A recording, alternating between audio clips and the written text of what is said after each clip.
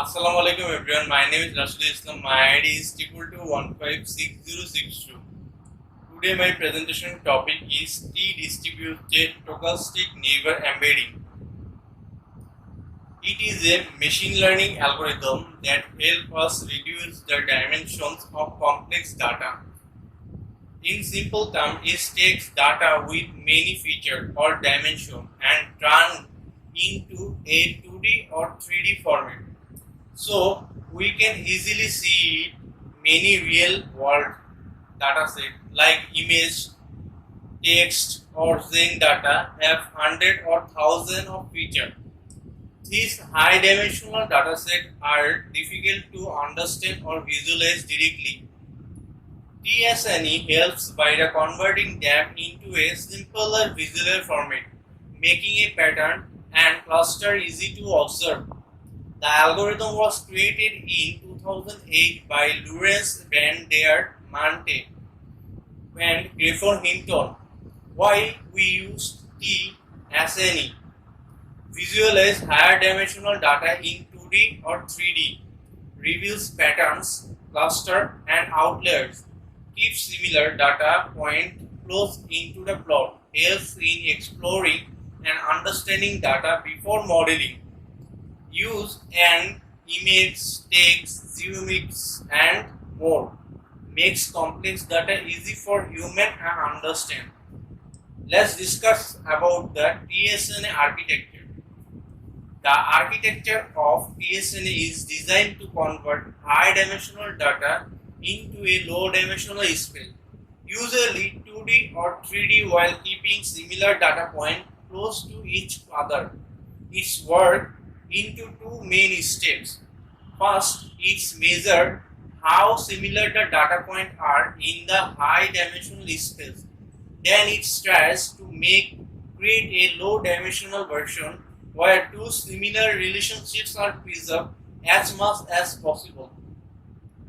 In the first steps, t-sne calculate the data probability of similarity between every pair of data points. In the high dimensional space, it uses a method similar to Gaussian distribution to measure how close one point is to the other point. The closer two points are, higher than the similarity. On the other hand, the second step, t-sne places the data point into a 2D or 3D space and again calculate the probability of similarity, but this time using a student distributions. This distribution spreads out the data better and help avoid the crowding, especially in the center of the plot. And finally, t-sne tries to match both set of probabilities from the high dimensional space and the low dimensional space as closely as possible. It uses a method called callback lever divergences to reduce the difference between them and apply the gradient the descent to the improve the result within each iteration.